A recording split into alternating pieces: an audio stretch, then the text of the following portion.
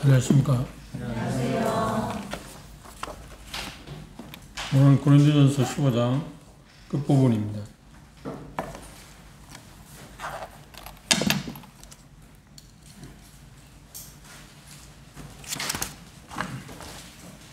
(50절부터) (58절까지) 하나씩 교독하겠습니다. 고린도전서 15장 50절입니다. 50절 제가 먼저 읽겠습니다. 형제들아, 내가 이것을 말하노니 혈과 육은 하나님 나라를 유업으로 받을 수 없고 또한 썩은 것은 썩지 아니할 것을 유업으로 받지 못하느니라. 보라, 내가 너희에게 비밀을 말하노니 우리가 다 잠잘 것이 아니요 마지막 나팔의 순식간에 후련히 다 변화되리니. 나팔 소리가 나매 죽은 자들이 썩지 아니할 것으로 다시 살고 우리도 변화하리라. 이 썩을 것이 반드시 썩지 아니할 것을 입겠고 이 죽을 것이 죽지 아니함을 입으리로다. 이 썩을 것이 썩지 아니함을 입고 이 죽을 것이 죽지 아니함을 입을 때에는 사망이 이김에 삼킨 바 되리라고 기록된 말씀이 응하리라. 사망아, 너의 승리가 어디 있느냐? 사망아, 내가 쏘는 것이 어디 있느냐? 사망에 쏘는 것은 죄요 죄의 권능은 율법이라. 우리 주 예수 그리스도로 말미암아 우리에게 승리를 주시는 하나님께 감사하노니. 58절 함께. 그러므로 내 사랑하는 형제들아, 견고하며 힘들지 말고 항상 죄인에 더욱 힘쓰는 자들이 되라. 이는 너희 소보다 주 안에서 받들지 않을 줄 아느니라. 감사합니다. 고린도서 15장은 우리가 그동안 공부한 것처럼 부활에 대해서, 그러니까 그리스도인들이 다시 사는 문제에 대해서, 부활할 것에 대해서 부활체, 영광스러운 몸 여러 가지 표현합니다만 그 진리에 대해서 말씀을 우리는 봤습니다. 오늘 읽은 이 본문은 그리스도인들이 다시 부활하게 된다는 것이 일어날 때, 그 부활할 때 일어날 큰 변화에 대해서, 그리고 어떤 승리, 그것에 대해서 우리의 감사, 그리고 그런 일들에 대해서 우리의 반응이 무엇이었는가 하는 것에 대해서 설명하고 있습니다. 50절에서 53절을 보면 예수 그리스도를 믿음으로 말미암아서 그리스도인들이 부활할 때 일어나게 될 일들 가운데 큰 변화에 대해서 언급을 하고 있습니다. 그 변화가 뭐냐면 이렇게 표현했습니다. 50절을 보면 형제들아, 내가 이것을 말하니 혈과 육은 하나님 나라를 유업으로 받지 못한다. 혈과 육이란 말은 무슨 말이에요? 우리가 갖고 있는 지금 이 육체를 갖고 하늘나라에 갈 수는 없다. 그렇죠? 혈과 육이라는 말은 그런 뜻입니다. 우리가 지금 현재 가지고 있는 이 몸을 갖고는 하늘을 갈 수 없다. 이 육체를, 우리가 갖고 있는 이 육체는 이 땅에서 살도록 적합하게 만들어졌지 하늘나라에서 살 수 있는 몸이 아닙니다. 그래서 하늘나라에 적합한 삶을 살기 위해서는 우리가 갖고 있는 이 몸이 아니고 다른 몸이 필요하다. 그걸 부활체라고 그렇게 표현합니다. 그리고 여기 표현한 것에 썩은 것은 썩지 아니할 것을 유업으로 받을 수 없다. 그래, 우리의 몸은 진짜 우리가 가지고 있는 이 몸은 언젠가 썩게 되어 있지 않나요? 죽음을 당하면 시간차는 있겠지만 썩지 않나요? 그렇죠. 그래, 이 썩을 몸이라고 이야기하고, 썩을 몸을 갖고 있는 이 육체가 어떻게 썩지 아니할 그곳에서 살 수 있겠습니까? 존재할 수 있겠습니까? 그렇게 할 수 없다고 하는 표현을 이야기하고 있습니다. 그래서 반드시 어떤 변화가 반드시 있어야 한다. 어떤 변화는 뭔가요? 새로운 몸이, 그러니까 부활체, 예수님께 부활하신 몸처럼 새로운 몸이 우리에게 필요하다. 왜냐하면 그 몸을 갖고 있어야만 우리가 하나님 나라에서 살 수 있기 때문이라고 지금 50절에서 53절에서는 이야기하고 있습니다. 그런데 보면 하나님의 나라에 대해서 이야기하고 있는데, 하나님 나라에 우리가 지금 갖고 있는 이 육체를 갖고는 살 수 없는데, 왜냐하면 이거 썩을 거니까. 하나님 나라에서 썩지 아니할 그 어떤 것이 필요하다. 그런데 그래서 그 하나님 나라에 대해서 표현할 때, 여기에 하나님의 나라에는 문맥을 보시면 어떤 거냐면 영원한 상태, 영원롭게 되는 것, 천국을 완성된 그 나라에 대해서 하나님 나라라고 표기를 해놨습니다.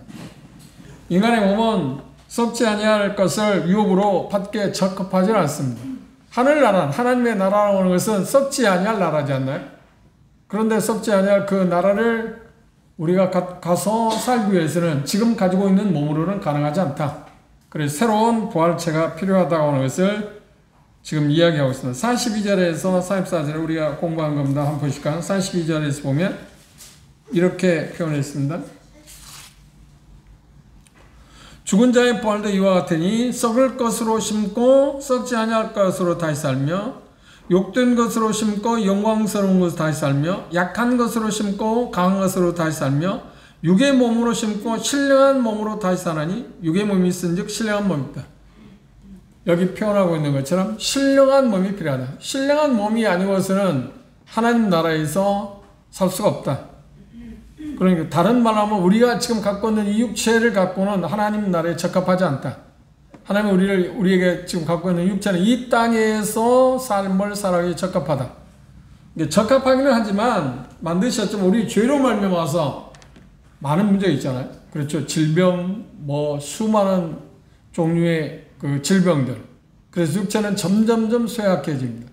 그리고 결국은 죽어 썩게 되는 것이 지금 우리가 갖고 있는 혈과 육입니다. 우리가 갖고 있는 그 몸입니다. 그걸 가지고서는 하나님 나라에 갈 수 있는 게 아니라 그렇게 이야기했습니다. 그런데 그 부분에 대해서 이야기할 때 이렇게 표현했습니다. 다시 본문을 보십시오. 유업을 받을 수 없고 또한 썩은 것 썩지 아니할 것을 유업을 받지 못하느니라. 51절은 보라 내가 너에게 비밀을 말한다. 이 비밀이라는 말은 은밀한 것, 감추어진 것, 우리가 비밀이야 하는 그런 의미가 아니고 여기 비밀은 뭐냐면 전에는 숨겨져 있었는데 구약시대를 말하는데 전에는 숨겨져 있었는데 그리고 숨겨져 알려지지 않았는데 이제는 밝혀진 것. 전에는 알려지지 않았는데 이제 새롭게 밝혀진 것을 내가 여러분에게 말하겠다, 알려주겠다고 이야기했습니다. 그게 뭐라고요? 그분이 오실 때 반드시 어떻게 된다고요? 우리가 부활체, 예수님이 부활한 몸처럼 그런 몸을 입게 될 거라고 이야기했습니다.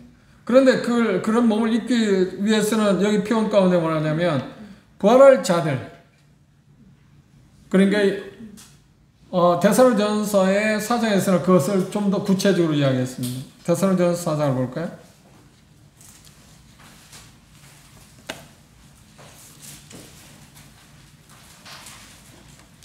데살로니가전서 4장 15절부터 보시면 우리가 주의 말씀으로 너희에게 이것을 말하노니 주 강림하실 때까지 우리 살아남아 있는 자도 자는 자보다 결단코 앞서지 못할 거다.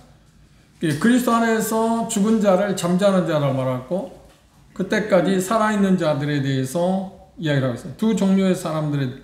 그리고 16절에 보면 주께서 호령과 천사장의 소리와 하나님의 나팔로 하늘로 쫓아 강림하시려니 그리스도 안에서 죽은 자들이 먼저 일어난다고 하면 순간적입니다. 별 차이가 없어요. 눈 깜짝할 사이라고 이야기하고 있기 때문에. 그런데 순서를 굳이 말한다면 그리스도 안에서 잠자는 자, 이미 소천한 하나님의 부름을 받아서 그 몸이 어떤 형태가 있든 어떤 쪽에 묻혀있든 화장을 했든 뭐가 됐든 간에 지금 우리 말하는 화장 문화지 않나요?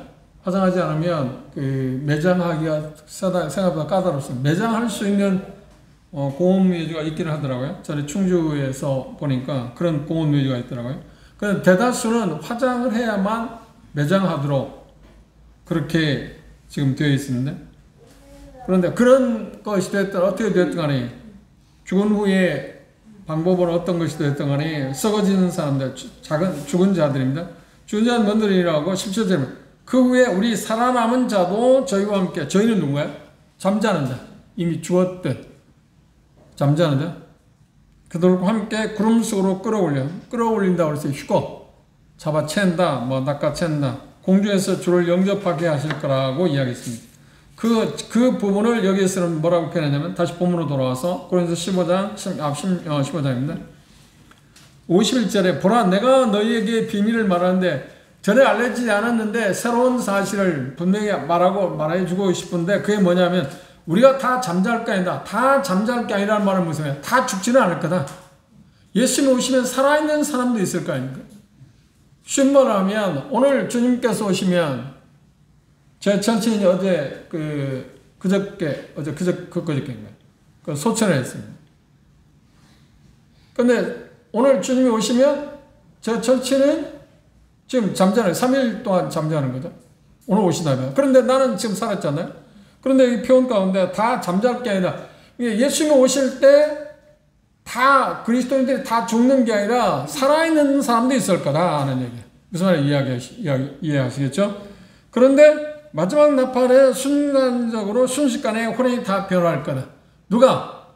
잠자는 자들도 살아있는 자들도 변할 거다. 그런데 데살로니가서 4장에서 순수가 누가 먼저라고요? 잠자는 자들이 먼저라고 동시에 누가? 살아있는 자들. 잠자는 자들은 부활할 거고 살아있는 자들은 어떨까요? 그러니까 변화된다. 같은 이야기. 어떻게 변화될까? 동일하게 부활체, 예수 그리스도의 부활하신 그 몸으로 변화된다. 그러니까 살아있는 사람도 그렇게 변화될 거고 잠자는 자들도 그렇게 변화될 거다. 근데 이성적으로 보면, 지성적으로 보면 살아있는 사람이 변화된다는 것은 좀 우리 물리적으로 생각하면 좀 쉽지 않아요? 그래, 오랫동안 죽은 지 잠자는 그리스도 안에서 2000전에 잠자는 그 사람 뭐 흔적도 없잖아요? 그런데 어떻게 살아날까? 그게 하나님의 능력이죠. 그게 하나님의 능력. 이미 하나님께서는 이 고린도 15장에 이야기했잖아요. 그걸 믿지 못한다고 할 때 뭐라고 그러냐면 씨가 뿌려져서 죽었는데 죽은 다음에 그것이 끝난다고요? 아니 다른 형체가 생기지 않느냐. 자연을 통해 설명했잖아요. 그거 마찬가지다. 그래 당연히 그렇죠. 그 일을 하시는 하나님인데 죽은 자를 다시 살리는 일이 그분에게 무슨 문제가 있어요? 우주를 창조하신 분, 말씀으로 우주를 창조하신 그분이 꼭 죽은 자를 살리는 건 뭐 식은 죽 먹기나 마찬가지예요. 아무런 문제가 없습니다. 그 부분에 대해서 이야기하는데 그 나팔이라는 것은 뭐냐면 일깨운다, 호루라기 분다 뭐 하는 그런 어떤 표현이라고 할 수 있습니다. 그렇죠? 마지막 나팔. 그러니까 마지막 나팔은 것은 교회 시대가 종집을 찍었다. 이제 더 이상 그리고 이제 그리스도인 땅에서 끌려올 때 이제 휴거될 시각이라고 하는 것을 알리는 건 뭔가요? 지금 그 나팔로 표현했어요. 그런데 그 나팔을 왜 마지막 나팔로 하냐면 더 이상 그런 일이 이제 더 이상 재현되지는 않는다. 그래서 끝이니까. 마지막이라는 그런 거 있잖아요. 예, 나팔을 분다는 말은 지금 죽은 자들도 부활하고 살아있는 사람도 변화될 거라고 하는 것을 알려주기 위해서 그렇죠. 부르기 위해서 나팔을 부르는 걸 하죠. 뭐 군대 생활을 하시면 알지만 아침 되면 6시 지금도 그런가요? 6시면 기상나팔입니다. 기상나팔을 부르는 게 뭐예요? 일어나는 표시잖아요. 그러니까 이 마지막 나팔은 이제 죽은 자들이 부활하고 그리고 산 사람도 변화될 거라는 것을 알려주는 신호다고 여러분들이 이해하시면 됩니다. 그런데 그 시각에 대해서 뭐냐면 순식간에 호련이라는 말을 썼어요. 순식간이라는 말은 뭐냐면 자르거나 나눌 수 없는 것. 이게 생각할 수 없는 가장 작은 어떤 것. 그것을 여기서 표현하기를 뭐라고 하냐면 순식간이라고 했어요. 그 다음 호련이라는 말은 뭔가요? 눈 깜빡할 사이. 눈 깜짝할 사이. 가장 빠른 어떤 움직임에 대해서 순식간이라는 말을 써요. 눈 깜짝할 사이. 인체에서 하나님 창조한 인체에서 가장 빠르게 그 시간적으로 보면 잴 수 없는 것이 뭔가? 눈 깜빡한다. 눈 깜빡한 사이. 그렇죠? 뭐 얼마 걸릴까요? 그게? 어떤 뭐 물리학자는 그 시간을 뭐 몇 초에 몇이라고 나누는데 그건 뭐 사람에 따라 다르긴 하지만 인간의 육체 가운데 하나님 창조 가운데 가장 시간을 가장 단축해서 뭔가 움직일 수 있는 기관이 눈이고 그것을 우리는 뭐라고 표현하냐면 은유적인 표현으로 눈 깜빡할 사이라고 표현합니다. 그러니까 순식간에 호련히 눈 깜빡할 사이에 변한다. 그렇게 죽은 자들이 부활하고 살아있는 사람들도 이제 예수님의 부활체로 변한다고 그랬습니다. 그런데 그것을 뭐라고 표현하냐면 호련히 다 변화하니 나팔 소리가 나며 죽은 자들이 썩지 아니할 것으로 다시 살고 우리도 우리는 누구일까요? 살아있는 지금 바울사도가 지금 이 말씀을 기록할 때는 살아있으니까 우리도 변화한다고 하겠습니다. 이 썩을 것이 불갑을 썩지 아니할 것을 입는다고 하는 말 마치 옷을 입는 것처럼 그것을 바울사도는 고린도서 5장에서 뭐라고 하냐면 덧입는다 그랬습니다. 쉽게 말하면 우리가 갖고 있는 혈과 육이라고 이야기하고 있는 이 육체가 변하는데, 그러니까 이것은 살아있는 사람들에 대한 이야기도 하지만 이미 예수 그리스도 믿고 잠자는 사람들의 형제 자매들에 대한 이야기도 하죠. 이게 새로운 몸으로 입게 될 거라고 하는 것을 알죠. 썩을 몸이 아니라 새로운 몸으로 입게 될 것이라는 것을 이야기했어요. 그런데 큰 변화에 대해서 그렇게 이야기했어요. 예수 그리스도를 믿는 사람들이 다시 부활할 때 일어나게 될 큰 변화, 새로운 부활체를 입게 된다. 어떻게? 순식간에. 순서를 굳이 따진다면 잠자는 자들이 먼저고 그 다음 살아있는 사람들도 변화할 거다 하는 것을 이야기했어요. 그리고 54절부터 56절에 보면 이제 큰 승리, 그것에 대해 세상에서 정말 인간이 누릴 수 있는 최고의 승리에 대해서 언급을 했습니다. 54절 한번 보실까요? 이 썩을 것이 썩지 아니함을 입고 이 죽을 것이 죽지 아니함을 입을 때에는 사망이 이김에 삼킨 바 뒤라 기록된 말씀을 말이에요. 이 말씀은 무슨 말씀이냐면 이미 여기 나오는 것처럼 이사야서 25장에서 언급하고 있는 것처럼 사망이 이제 더 이상 우리를 어떻게 해치거나 사망이 가지고 있는 권세를 더 이상 사람들에게 행사하지 못할 거라고. 왜냐하면 사망을 이긴 새로운 몸으로 우리가 부활체, 변화했기 때문에. 그렇게 되면 사망이라는 것이 사람들의 몸을 어떻게 우지할 수 있는 능력이 있나요? 그렇죠. 종지부를 찍었다. 종지부를 찍었다고 하는 이야기입니다. 그래서 그것을 가리켜서 뭐냐, 세상에서 가장 큰 승리다. 마지막 승리라고 이야기할 수 있습니다. 예수 그리스도의 부활로 말미암아서 믿는 자들이 사망의 권세에서 예수 그리스도의 죽음으로 말미암아서 이 세상에 우리의 죄악을 담당하시고, 그리고 죽은 자 가운데 3일 만에 부활하심으로 말미암아서 뭘 이기셨나요? 부활은 곧 뭘 이겼다는 말이죠? 사망을 이겼다는 말이에요. 그러니까 우리가 예수 그리스도처럼 부활체가 된다는 말은 우리도 뭐가 돼? 사망을 이긴 사람이 돼. 사망을 이겼다는 말은 사망이 더 이상 그 사람을 지배할 수 없다. 어떤 역할도 할 수 없다. 그래서 계시록 20장이나 21장에 보면 우리가 차후에 볼 것입니다만 사망도 어디 가냐면 완전히 지옥으로, 그러니까 멸망의 자리로, 그러니까 사망의 어떤 기능 자체가 이 세상에 전혀 존재하지 못하도록 하나님께서 처벌을 합니다. 이게 가장 큰 승리입니다. 인간에게서 최대의 적은 뭘까요? 원수는 뭐랄까요? 죄하고 육신하고 사망입니다. 하나님에게 있어도 가장 큰 원수는 뭔가요? 적은 누구인가요? 그렇죠. 사단, 사망, 죄. 이것을 해결하기 위해서 하나님께서는 궁극적으로 표현한다면 예수 그리스도를 세상에 보내셨습니다. 예수 그리스도를 세상에 보내신 이유는 뭐냐면 하나님에게서 우리 인간의 최대의 적인 죄와 사망과 사단을 멸하기 위해서 무용침이란 말은 이상하고, 무용침은 존재하고 있는 거잖아요. 존재하지만 힘을 못 쓴다는 말이고 완전히 없애버리고 멸절시키기 위해서. 그래서 예수님을 보냈어요. 그러면 예수님이 그걸 사망, 그 다음 죄, 사단을 완전히 없애버리기 위해서, 쓸어버리기 위해서, 지옥으로 던져버리기 위해서, 멸망을 시키기 위해서 그분은 어떤 일을 하셔야 하냐? 십자가의 죽음을 당하셨어요. 그러니까 죽음을 이기기 위해서 그분은 죽음을 통해서 죽음을 이겼다. 죽음을 이긴 표가 뭔가요? 그분이 죽은 자 가운데 3일 만에 부활하신 것입니다. 그 일로 인해서 그분은 실상은 그때 사망도 정복당한 것입니다. 그런데 그 사망은 지금도 우리에게, 그분이 십자가에 못 가도록 부활하시가 2000년 전이잖아요. 그런데 여전히 믿는 사람들에게 사명 유효하게 지금 행사하고 있잖아요. 그죠? 3일 전에 제 친구를 데려갔다니까. 그 사망이, 걔가. 그런데 여기 편 가운데 뭐라고 하냐면 사망의 힘은 어디에 있는가, 사망의 권능은 어디에 있는가 할 때 이렇게 말해요.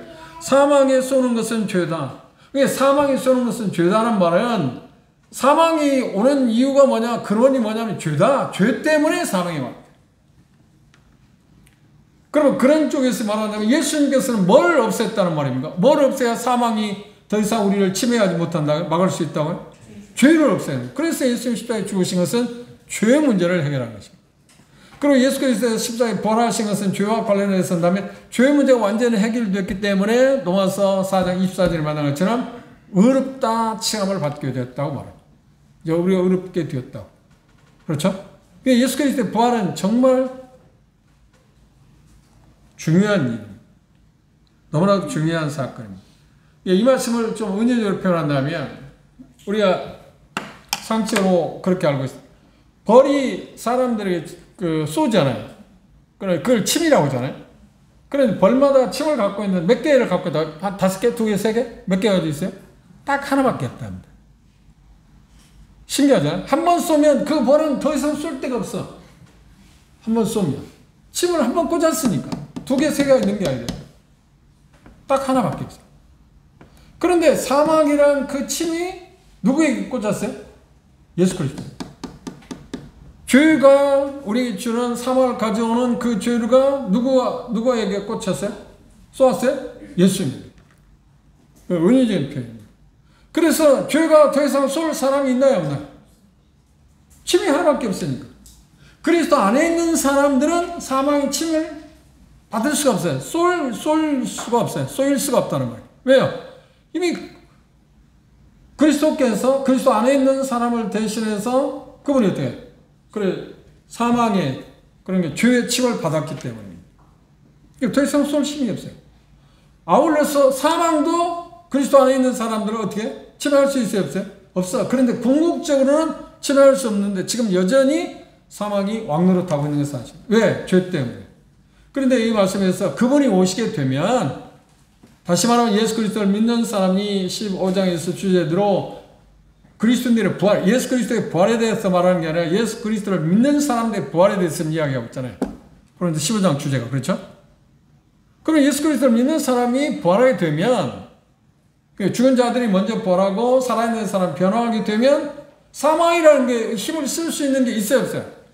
그래, 유효 기간이 끝나버렸다. 더 이상 쓸 수 있는 게 없다. 그때 그 일을 당하는 사람, 그 일을 경험하는 사람은 사망을 위해서 말해 비웃을 수 있다는 거예요. 사망아, 네가 무슨 힘이 있어? 다른 말로 은혜적인 표현을 말하면 우리가 저도 벌을 쏘기도 하고 집사람도 벌을 쏘기도 했습니다. 그런데 벌이 집사람 원 일하고 둘이 일하고 있는데 어떤 벌이 와서 저한테 침을 꽂았습니다. 그러면 집사람에게 꽂을 피침이 있나요? 없어요. 그러면 나 약 올리기는 약을 올리겠지만 뭐라고 하냐? 그 벌을 향해서 우리 집사람 뭐야? 너는 나에게 쏠 침이 없잖아. 그렇죠? 더 이상 윙윙거릴 수 있겠죠. 그리스도에게 침을 꽂았기 때문에 우리에게 더 쏠 수 있는 침이 없어요. 죄도 없고 죄가 없기 때문에 결국 어떻게 해요? 사망도 더 이상 없다는 거예요. 그러니까 부활하게 될 때 사망에 대해서는 비웃을 수 있다는 거예요. 조롱할 수 있다는 거예요. 네가 힘이 뭐 있어? 네가 아무리 권세가 있다고 힘이 있다고 해도 이제 무력화됐는데 지금 그 이야기입니다. 그래서 그 표현을 뭐라고 하냐? 사망에 쏘는 것은 죄요. 55절에 보면 사망아 너 이기는 것이 어디 있느냐? 사망아 너의 쏘는 것이 어디 있느냐? 비웃는 말이에요. 왜 이제 모든 것을 상실해 버렸으니까. 그리고 사망이 쏘는 것은 죄요? 죄의 권능이다. 그리고 57절에 말하면 왜 그것이 우리에게 이루어질 수 있는가 왔는가? 그 효력이 우리에게 그 혜택이 우리가 올 수 있었는가? 사망을 우리가 비웃을 수 있는 때가 오는데 그것이 어느 때 오느냐 할 때 부활할 때라는 겁니다. 그러니까 부활하게 되면 그 혜택을 우리가 받는데 그 혜택은 어떻게 오는가 할 때 우리 힘으로 스스로 힘으로 온 게 아니다. 절대로. 그래서 57절에 그렇게 말합니다. 우리 주 예수 그리스도로 말미암아 우리에게 힘을 주시는 하나님께 감사한다. 큰 승리를 우리가 맛보게 될 때 세 번째 이 본문에서 말하는 거예요. 감사가 있다. 감사가 있다. 그렇죠? 첫째는 뭐라 했나요? 큰 변화가 있습니다. 부활체가 된다. 그리고 두 번째는 뭐라 했나요? 우리가 본 것처럼 대단히 중요한 것. 세상에 누구도 생각할 수 없는 상상할 수 없는 큰 승리가 옵니다. 사망을 우리가 이기는 승리. 세상에서 가장 큰 무서운 무기가 뭔가요? 실상은 사망이죠. 사람이 한 번 죽는 것은 정한 거라. 누구를 막론하고 죽일 수밖에 없어요. 그런데 그리스도를 믿는 사람, 예수 그리스도를 믿는 사람은 사망을 그분이 오시기 전에는 부활하기 전에는 사망이 어떤 침해를 잠시 동안 침해를 하겠죠. 죽일 수는 있을 겁니다.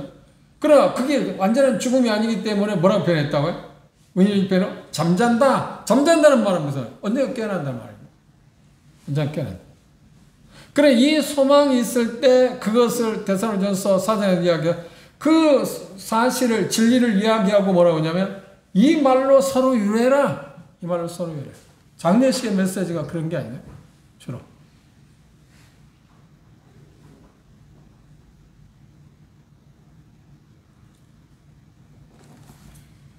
어제 2시에 입관식이 있었습니다. 제가 절친이니까 저에게 입관식 메시지를 부탁했습니다. 근데 저는 두 가지 의미로 메시지를 준비했습니다.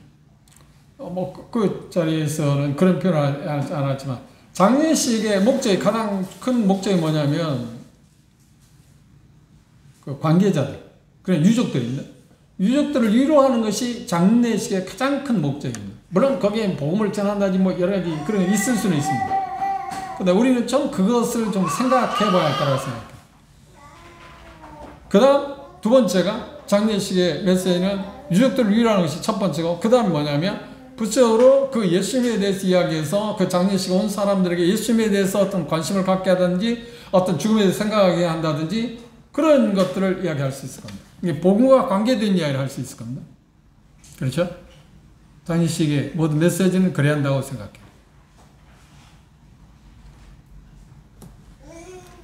그런데 제가 준비하면서 그 유족들에게, 저는 그 유족들을, 자녀들이 3남매 있는데, 어려서부터 제가 알기 때문에, 걔들이 자기 아버지처럼 나를 대하고, 나도 걔들을 자녀들처럼 대하고, 그런데 난 이제까지 처음 보는 일이 어제 있었습니다. 어제 4시 한 5분경에 도착했어요. 1시 5분 전에 도착했어요. 2시에 입관식이 있는데. 그런데 도착하기 전에 그 영광 IC를 벗어나서 이제 좌측 자유전을 받고 한 1km 전방이 장례식장이 있는데, 그곳에 신호를 기다리고 있는데, 큰아들, 은정이 이제 전화가 왔습니다. 어디쯤 오시냐고. 그래서, 지금 거기에 왔다. 그래서 한 5분 후에 도착할 거라고. 왜 묻는지 잘 몰랐습니다. 물론 시간이 가까이 오는데 2시인데 늦어지는지 해서 하게 됐을 겁니다.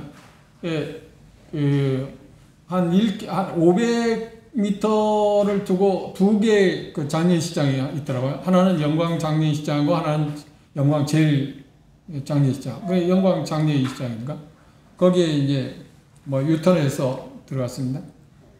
들어가서 이제 준비하고 딱 들어왔는데, 그 손자들이 11명인가 13명이 돼요. 걔들이 전부 줄을 쫙 섰어요. 동일했어요, 일적으로. 줄을 딱 섰어요. 그리고 깜짝 놀라고, 순간적으로 깜짝 놀랐어요. 나는 이제 이런 아마 듣지도 못한 일일 건데. 이런 수없이 장례식에 가봤지만, 나 그런 듣지도 못한 일. 아니, 어떻게 상상도 못한 일이에요. 줄을 쭉 섰어요. 저하고 또 제 아내하고 인도원에 장로에 일을 하고 있는 형제 부부하고 또 그 인도원에 있는 자매 둘하고 6명이 이제 같이 차 2차로 같이 갔는데, 그래서 제가 이제 앞에 가는데 쭉 섰어요. 그래서 아이들을 제가 손자들 알기 때문에 그래 악수도 하고 써놓고 이름을 기억 못하고 네 이름 뭐냐고 하고 쭉 이제 갔어요. 몇 명 가는 가운데 제 생각 언뜻 생각하니까 이 큰아들이 자기 할아버지를 대하듯 나를 대하라고 했구나. 정말 충격받았어요. 깜짝 놀랐어요. 근데 이 노래 같이 갔던 그 장로라는 이정주 형제인데, 그 형제가 자기도 이제 정말 당혹스러워. 이건 보지도 못한, 듣지 못한 일.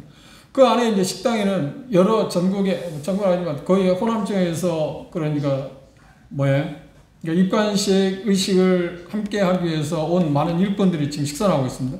그런데 자기들 올 때는 한 번도 그런 게 없는데, 제가 도착하니까 그렇게 애들이 쫙 13명인가 손자들 줄 서서 영접하는 모습을 보고 신기했을 거예요. 저도 신기하고. 특이한 사항인데. 그리고 가서 이제 조문하는데, 그 상주가 둘이잖아. 아들 둘이거든요. 둘 다 영광의 큰아들은 영광에서 지금 사역을 하고 있고, 그리고 둘째는 인도원에서 장로일을 하고 있어요. 참, 자녀들이 그 어떤 각 지역교회에서 인도자를 하기 때문에 잘 키웠다는 말이 아니라, 그게 하나의 열매니까, 열매 차원에서 제가 이야기합니다. 자녀를 참 잘 키웠잖아요. 그게 부모들이 바라는 게 아닐까요? 최고의, 참, 제 친구이긴 하지만 정말 좋은 삶을 살았어요. 누가 봐도 물론 한 15, 16년, 한 5년쯤 됐는데 파킨슨병으로 해서 고생을 참 많이 했어요. 그것이 하나의 믿지 않는 사람들 시각에서 볼 때는 좀 그러게 덕이 된다 안 된다고 이야기할 수도 있지만 그건 믿는 사람 입장에서 그게 중요한 게 아니니까 그 자녀를 잘 키웠습니다. 그래서 상주 들어오고 인사를 하는데 딱 가면 영정사진이 있잖아요. 영성사진을 보는 순간 제가 바라볼 수가 없어요. 그 친구의 모습 보기가 너무 어렵더라고요. 그런데 나는 몰랐어요.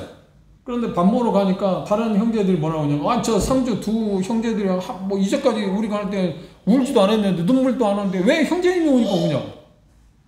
왜 형제님이 오는지 모르겠다. 그런데 제가 추측하기로 자기 아버지처럼 생각했고 그리고 저를 보는 순간 자기 아버지에 대한 생각이 불현듯 더 많이 나왔을 거라 생각합니다. 저도 그러기도 하고 그 친구에 대해서 중요한 것은 3일 전에 그렇죠? 3일 전에 주님께서 부르셨는데 그래서 입관식을 준비하면서 제 마음 가운데 그런 생각을 했어요. 그게 전부는 아닐 겁니다. 주변에 거기 참석하신 많은 일꾼들이 하나님의 말씀, 제가 장례식에, 그쪽에 장례식이나 이런 장례식 가면 뭐 메시지를, 다른 형제들 있잖아요. 메시지를 들어보면 하나님의 말씀을 상관없이 어떤 이야기들을 하는 게 대다수 이야기, 어떤 뭐 이야기를 하고. 그런데 제가 생각할 때, 제 믿음은 그렇습니다. 형제들은 어떻게 생각하세요? 제 믿음은 사람들에게 정말 위로를 줄 수 있고 어떤 것을 줄 수 있는 게 뭔가요? 하나님의 말씀 아닌가요? 하나님의 말씀이야. 아무리 좋은 말, 어떤 것들을 아무리 감동을 주는 어떤 이야기를 했을지라도 그게 순간에 불과한 거지. 감동을 줬을지라도. 그죠? 유저에게 위로가 되었을지라도 진정한 위로는 하나님의 말씀을 통해서만 가능한 거 아닌가요? 그 말은 뭐냐? 하나님이 감동을 주셔야 하나님이 위로를 해주셔야 진정한 위로 아닌가요? 그건 저에게 있어 철저한 일입니다. 그러니까 하나님의 말씀을 제가 준비했습니다. 그래 하나님의 말씀을 본문을 어디를 준비했냐면 누가복음 12장에는 어리석은 부자 이야기입니다. 그런데 그 어리석은 부자 농부에 대해서 본문을 선택해서 읽을 때 아마 많은 일꾼들이 아니 장례식에 입관식에 무슨 어리석은 농부의 이야기를 해? 아마 그랬을 겁니다. 내가 미리 짐작할 때. 그런데 나는 그걸 역으로 그건 부정적인 이야기잖아요. 그런데 역으로 이야기했어요. 나는 내 친구의 삶에 대해서 부럽다. 제 생각이 그러니까요. 지금도 여전히 그럴까요? 그게 뭐냐면 제 친구의 삶, 저는 이왕기 형님이라든지 고인이라든지 그런 말고 내 친구라고 했어요. 내 친구니까 최고 절친.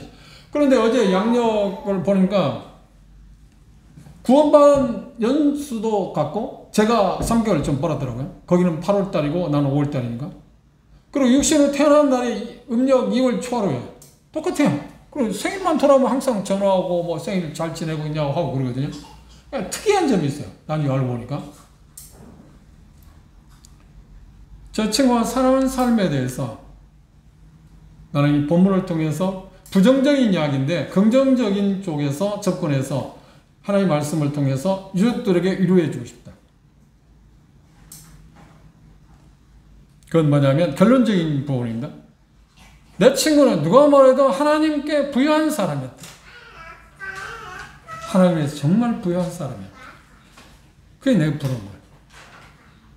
인간, 그가 삶을 이제까지 살아오는데 79년입니다. 79세입니다. 그 79년 동안 살아온 가운데 많은 사람들이 여러 가지 업적들이 있을 것입니다. 그런데 내 친구는 하나님께 부유한 사람이다. 이것보다 영광스러운 삶이 됩니다. 그래, 하나님께 부유한 삶이 뭔가 하는 것을 누가복음 12장 어리석은 농부의 비유를 통해서 4가지를 제가 설명했습니다.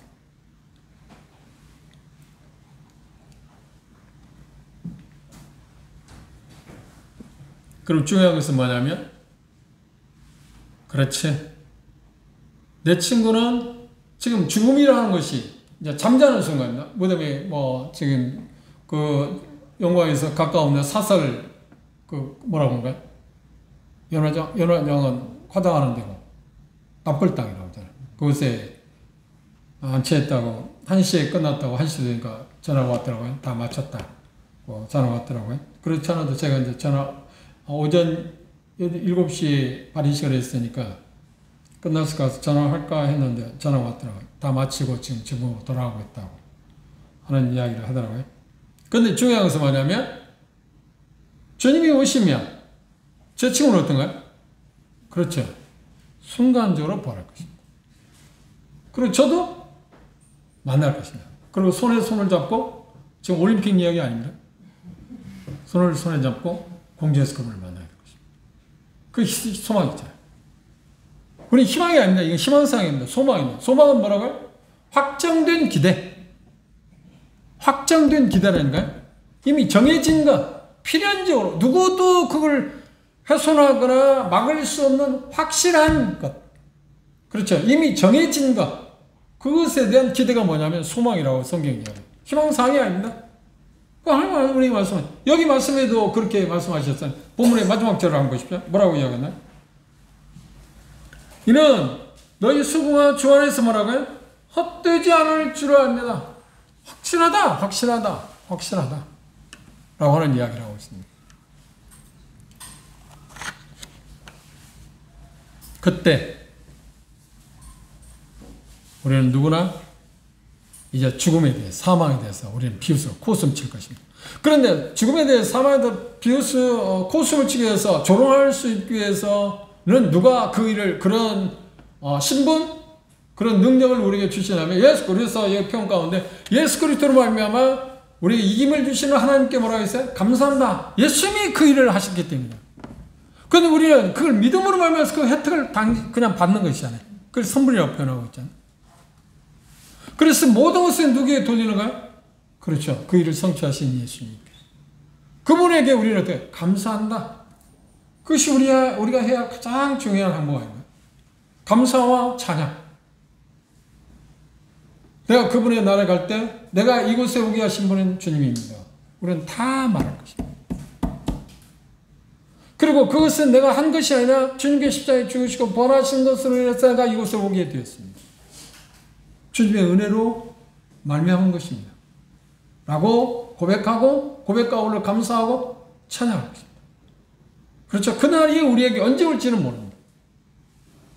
그런데 하나님 말씀하세요. 그날 꼭 온다. 그리고 계시록에 보면 내가 반드시 속히 올 거다. 2000년에 그 말씀하셨는데 2000년 흘렀으니 얼마나 더 빨라졌을까요? 그 모든 것은 그분이 십자가에서 성취하신 일로 말미암아서 부활을 말미암아서 우리에게 주어진 일로 말미암아서 죽음에 쏘는 것을 제거했습니다. 그래서 우리 주 예수 그리스도로 말하면 이김을 주시는 여기 이김이라는 말은 무슨 말이야? 사망을 조롱할 수 있는 것. 사망에 대해서 더 이상 두려워하지 않는 그런 환경. 그에 대해서 우리는 감사하게 될 것입니다. 그리고 그것들을 말하고 난 다음에 58절에 큰 권면을 하고 있습니다. 결론적인 이야기를 했습니다. 쉽게 말하면 이걸 종합해서 말하면 무슨 말이냐면 우리의 부활이 확실하다고 하면 그렇죠? 사망에 대해서 우리가 조롱할 수 있는 것이 확실하다고 합니다. 사망이 우리를 더 이상 침해할 수 없다는 것이 확실하다고 한다고 하면 우리 몸이 신령한 몸으로 그래 영적인 몸, 부활체로 변화될 것이 확실하다고 하면 그것을 정말 내가 확실히 믿는다고 하면 우리는 뭘 해야 한다고요? 표현한 대로 그렇게 그 일을 우리에게 선물로 주신 하나님께 대해 예수 그리스도에 대해서 이김을 주신 예수 그리스도에 대해서 우리는 어떻게? 감사해야죠. 그리고 찬양해야 돼요. 그건 1차적인 거. 두 번째는 뭐라는 거예요? 58절에서 말씀한 게 그것 때문에 우리는 이렇게 해야 합니다. 그걸 믿는다면 이렇게 해야 합니다라고 우리에게 지금 권면하고 그 부분을 보세요. 첫째 뭐라고 했나요? 견고함. 개정판은 뭐라고 했어요? 결실하다. 그거 말하면 무슨 말이에요? 정착되어 자리를 잡는다. 이미 정착해서 자리를 잡고 있다. 결실하다는 견고하다고 하는 말입니다. 그리고 비싼 말인데 흔들리지 말고 흔들리지 말아요. 전혀 움직일 수 없고 끔찍도 하지 않는 것. 무엇 때문에? 예수 그리스도의 부활로 말미암아서 나도 영광스러운 몸으로 신령한 몸으로 변화될 것을 믿는다고 하면 그것이 사실이라면 그것을 허락하신 예수 그리스도에 감사하고 찬양할 뿐만 아니라 그걸 근거로 해서 그 진리에 대해서 우리는 어떻게 해? 절대 흔들려서는 안 된다. 확실하게 견고하게 써야 한다. 그 턱에 견고하게 버티고 있어야 한다. 그렇죠?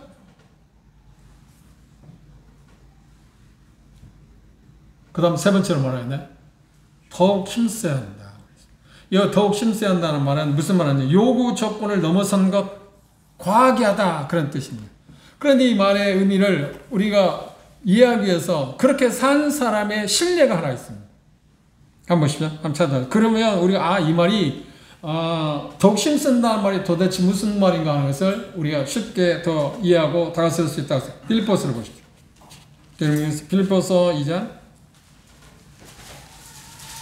에바브로디도에 대한 이야기입니다. 빌립보서 2장 23절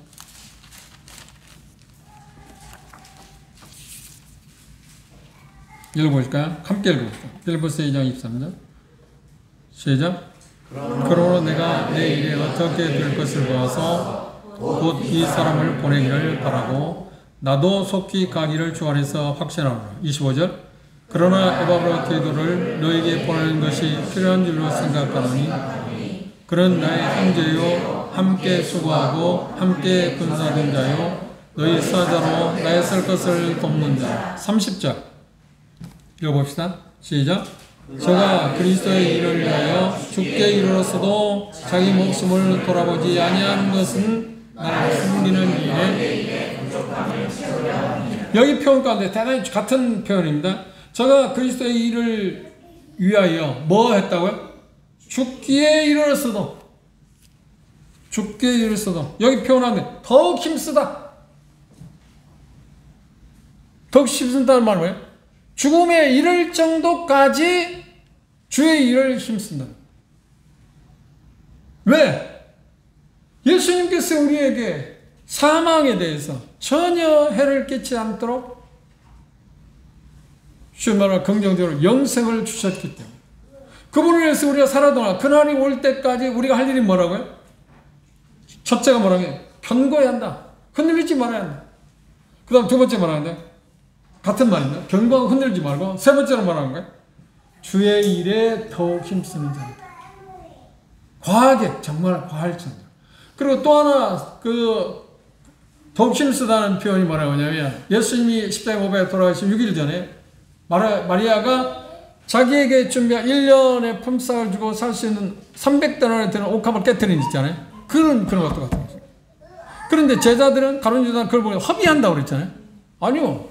아무 소리 없어요. 자기를 대신자에 주시고 영생을 하나님 나라에 오게 하신 그분을 위해서 우리가 어떤 걸 드릴 때 뭐가 허비입니까?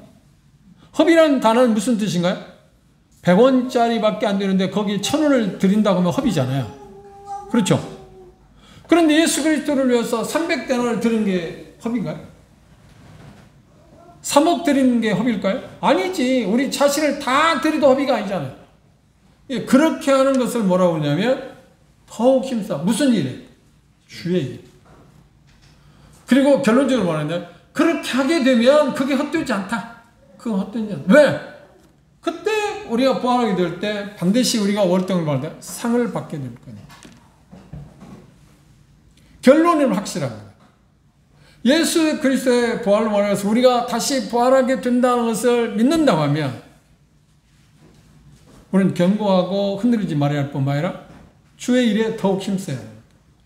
이유가 뭐라고요? 그때 하나님께서 우리에게 보상을 하신다.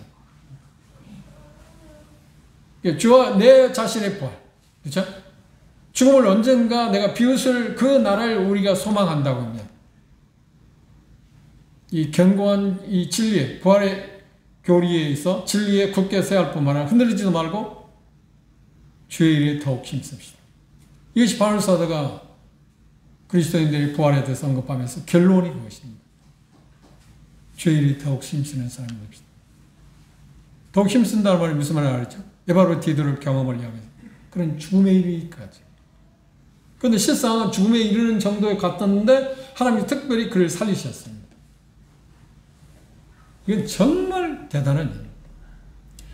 주님을 위해서 그 어떤 것을 한다고 해도 그건 과한 게 아니라는 겁니다. 더욱 힘쓴다는 과해 지나칠 정도로 해라. 지나칠 정도.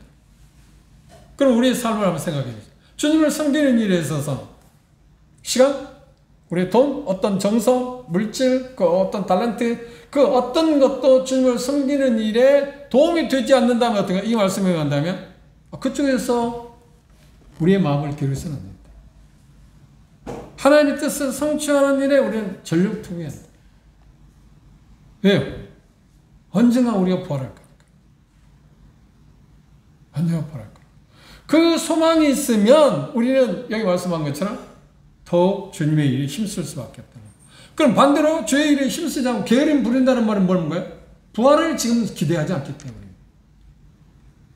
그 말을 다른 말로 하면 예수님의 오심에 대해서 기대치가 낮기 때문에. 기대치가 높으면 높을수록 어떻게? 주의 일에 더 힘쓸 수밖에 없잖아요. 왜냐하면 주를 섬기는 일이 절대로 헛되지 않기 때문에. 절대로 그건 공짜가 아니다. 절대로 헛되지 않다.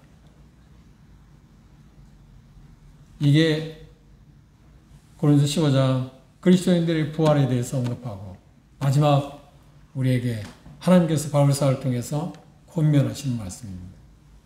그 말씀을 다시 보고 마칩시다. 마지막 말씀을 한번 읽어봅시다. 음미하면서 생각해 봅시다. 다음 날 시작. 그러므로 내 사랑하는 형제들 견고하며 힘들지 말며 항상 주의 일에 더욱 힘쓰는 자를 되리라. 이는 너희 소유가 주 안에서 어려움이 있을 때마다 우리가 그걸 견디는 건 헛되지 않다. 반드시 보상하십니다. 그걸 바라보고 견뎌내고 승리합시다. 그리고 우리가 삶을 살아오는 동안 그 일들을 성취하신, 그리고 그리스도께서 그 우리에게 이김을 주신, 사망에 대해서 비웃을 수 있는 그런 능력을 주신, 그런 선물을 주신 그분에게 감사하고 찬양할 뿐만 아니라 그걸 믿는다고 하면, 내가 부활체로 변화될 것을 확실히 믿는다고 하면 여기 이야기합니다. 그 진리 안에서 견고하고 흔들리지 말고 주의 일에 더욱 힘씁시다. 이유가 뭐라고요? 헛되지 않고, 그 일은 절대로 헛되지 않기 때문에 이 말씀을 가능하면 외우시고 이 말씀이 여러분의 삶을 지배하시길 바랍니다. 기도합시다.